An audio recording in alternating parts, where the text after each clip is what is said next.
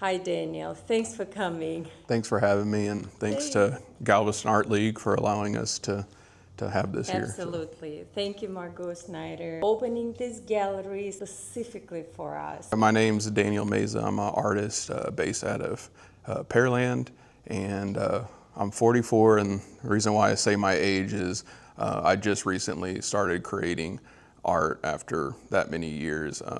It's a interesting story of how I gotten here. So about a year ago, I was, for some reason, started going to Goodwill and thrift stores to like, I don't know, it was just looking at stuff. And then I went to the Goodwill bins. And if you're familiar with the Goodwill bins, they're like the open bins. It's like really dirty stuff. So anyways, I started seeing clothes in there, and I started to like to try just resell. And I wasn't doing it for money. I don't need the money, but there was something that was drawing me to it. So then I realized a lot of the clothes were dirty, or they looked great in the store, and you bring it home, and then there's a stain, or there's something that needs to be repaired. So I found myself like bringing these clothes back to life. That at the end of the day, you're making like 50 cents an hour if you really were trying to make money. I know what you're talking about. But there was something I was drawn to, making something old and discarded brand new, right? So I was doing that. That got old. Then I realized, I was like, you know what? It'd be so much easier if I made something to sell. Like I could just sit there and not spend all the hours of digging through junk. So I did a couple of tests, and I had had many years of like just failed attempts at art. I don't know, maybe just very directionless art, just, I don't know, portraits and stuff that just pencil, all small stuff, and acrylic, and just kind of, because I'm a business owner as well, so I'm really busy with that. So that's just hobby stuff, right? So, but anyways, doing the clothes, I was like, I can do art. Why don't you try making a couple things and sell it? I did that, and some drawings sold, and eBay takes like a lot. So it's just like, but anyways, I didn't care about it. Eventually I got back into it, and just all of a sudden I went and got some oil paints, because I was like, you know what, you need to just, that's what you need to learn. So I dove in, and it's just kind of taken off from there. In terms of like me producing a lot of work, like more art in this past year than in my entire life. So, but I work from home, so I wasn't done with the thrift stores. I live by 3 of them, and I was making a little bit of art, and actually I got ahead of myself. I hadn't been making art yet, but I started realizing I found like an original painting in a Goodwill, and I had been going there for months, and I just saw a bunch of the stuff you buy Hobby Lobby or Michael's, and they throw it away. So you just see that kind of, print art, mass produced art. Then I found the first original piece, and I was like, wow, that's different. Like I didn't know, I didn't even think people would do that. So I went home, researched it, and sure enough, it was a Texas artist, a pretty famous Texas artist. Wow. And then the next week I found another original painting, and I did the research and saw it was an artist out of New Orleans, this really old piece. And then I found this really big, ornate, still life painting. Okay. So then I've never had original art, ever. Our whole house, there's nothing on the walls. It's different now. And then I realized how special real art is. I could always have the technical skill, but I don't think I ever really respected what's so great about art. We always think, oh, I can do that. It's easy. But then when you see actual artists, he put his time, and you can see how complicated sometimes even simple art piece can be. Yeah, and not even technique. You feel like the person was just there. Yes. Like they had, like this is a real thing. It has texture, and you can see the technical, like this still life painting, like you said. It's something I probably would have walked past and ignored. I'm like, oh, it's a silly. But when I look at it, it's not the greatest, but I was like, I couldn't do that. Like why? This is really good stuff. And then from there, just I started getting more and more art. I think I have like 50 What? just in the garage. I found one yesterday that was a Chagall lithograph from the 60s, or like some poster, and I don't have the space. I just keep putting it in there. But then that's the story. So I really saw the how special having art is. Yes. So I started just doing more and more and more, and I have the art just in my studio, just everywhere. And I've done everything. I've done jelly prints, painting. I'm doing these little art trading cards now, pen and ink, drawing, just anything and everything. Yes. So, and with, to bring up this piece, Yes. so I'm still going That's into the winner, guys. yeah, this one right here. So I've been Beautiful. still going to the thrift stores, and I started buying a bunch of frames.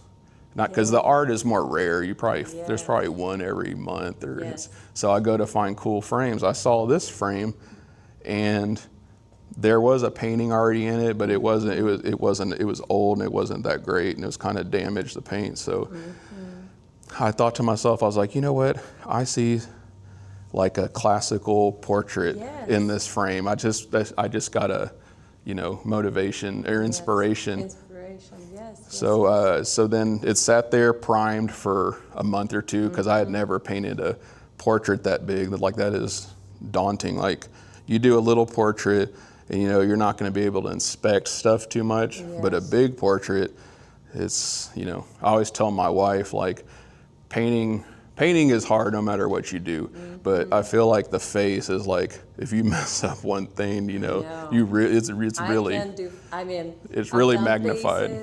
Faces, but it is hard. Yeah, so I did a really big, and I used a different, before I was doing portraits, I would mix everything on the fly, and that was insanely difficult, really hard. So I came across a video about the Zorn palette, and I saw the Zorn palette is just 4 colors. It's titanium white, black, yellow ochre, and cad red or vermilion.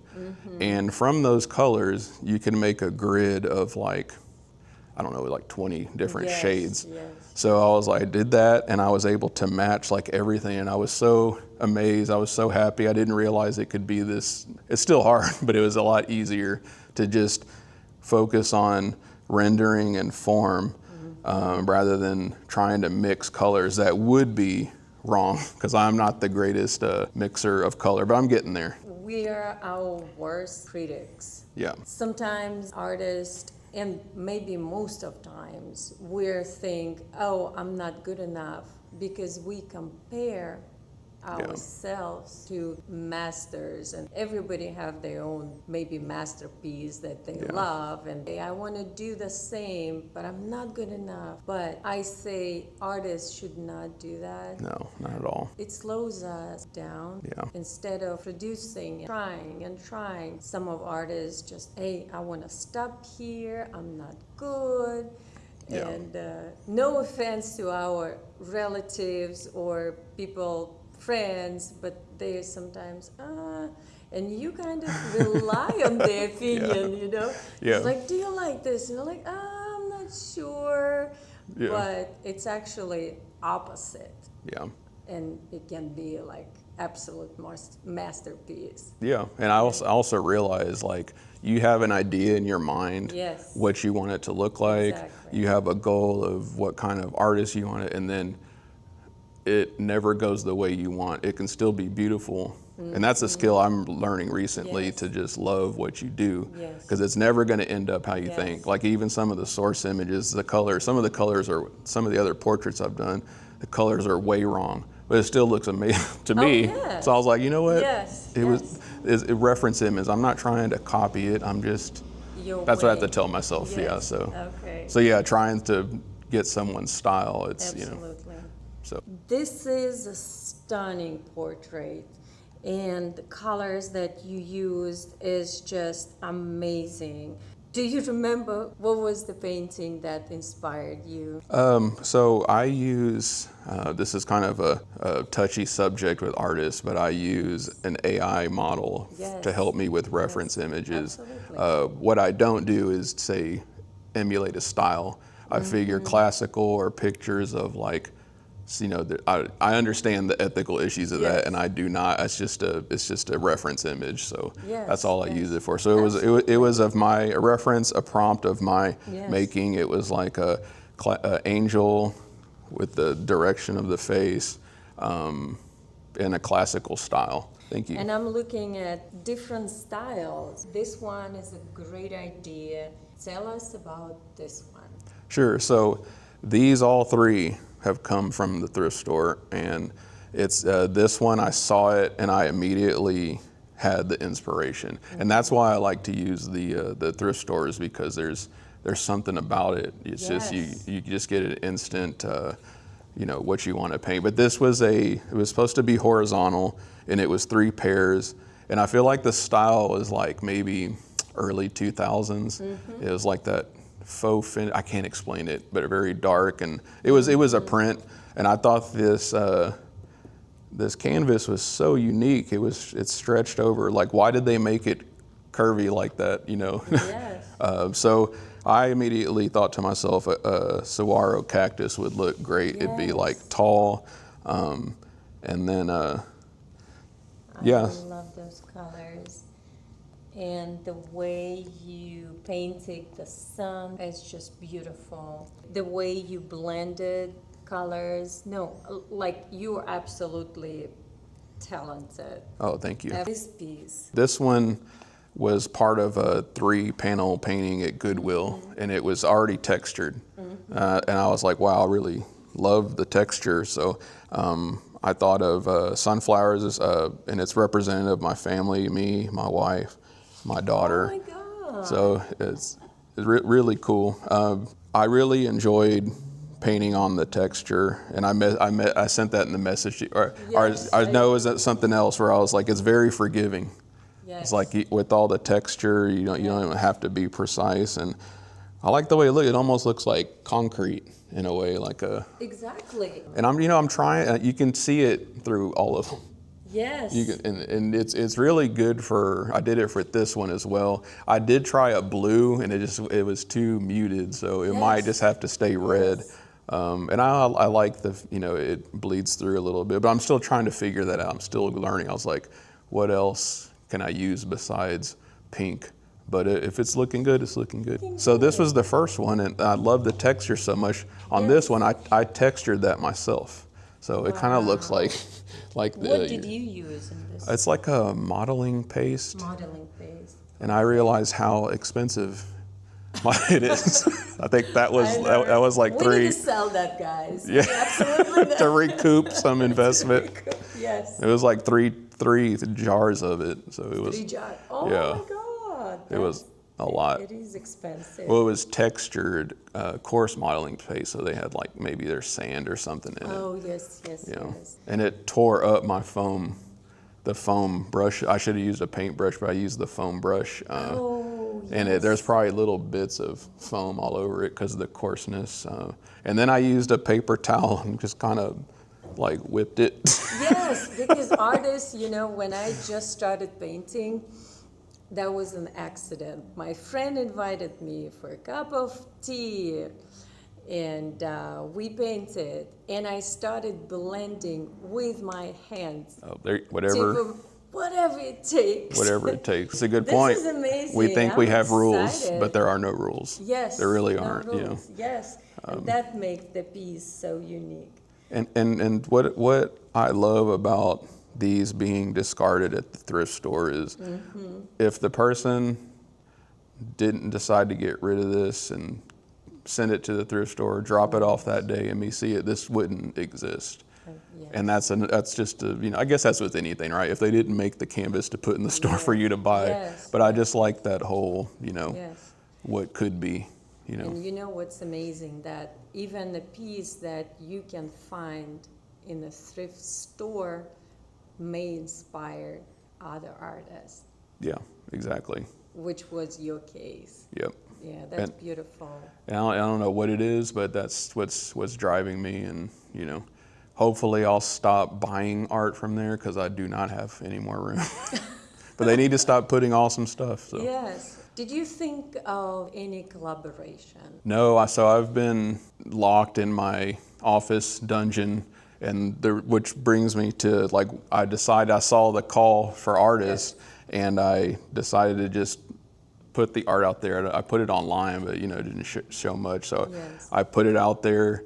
It did well, and it was great. So I'm very new. To answer your question, I've not, the first artists I've ever spoken to have been you and someone else from that was showing here. So I'm new to all this. So collaborations, no, I haven't. If you would have a chance to collaborate with any artist from the beginning of the humanity, who would that be? Living would have to be Jenny Saville. I think I'm saying that right. She's a British painter, and she's absolutely amazing. She does these like 10-foot by 20-foot, just big textured like portraits and skin tones and all this stuff. It's really awesome. So that'd be great. And it would be a collaboration so I can learn something. Maybe not to contribute. What's your next one? So I've done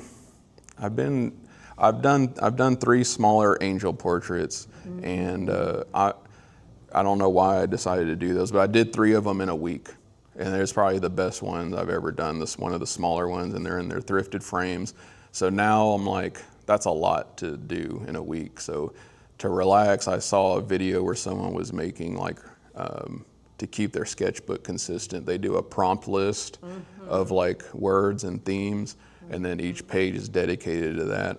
So I did a play on that, and I was like, I'm gonna sit down and have this prompt list, and I'm gonna do 10-minute drawings. That's a great. No reference, no anything. And it looked like it took 10 minutes, but it had its, charm to it. So I did like 10 of those, and then naturally, I'm like, oh, I could probably do better here and here. So now I spend like 30 minutes on them, but they're these little art trading cards with acrylic pens, and that's what I'm doing now. So I'll be doing something else in a couple weeks, and I may go back to a portrait or a bigger picture. But that's kind of where I'm at, is just exploring. I have no, like I want to do a bunch of this. I'll have plans, but then I'll get distracted, and that's just, So what I'm doing next, it'll depend on the week and how I'm feeling. Or inspiration, right? If I see something great. I have 2 more of these. Eventually, those are gonna have to be painted. Keep on going. You are an amazing artist. Sometimes we think, I don't have an art degree, or I'm a self-taught, but I have a huge respect to self-taught artists. I believe that self-taught artists actually come up with their own style and maybe faster. Yeah, because there's no instruction. There's no direction. Thanks for coming. Thank you so much. Keep on going.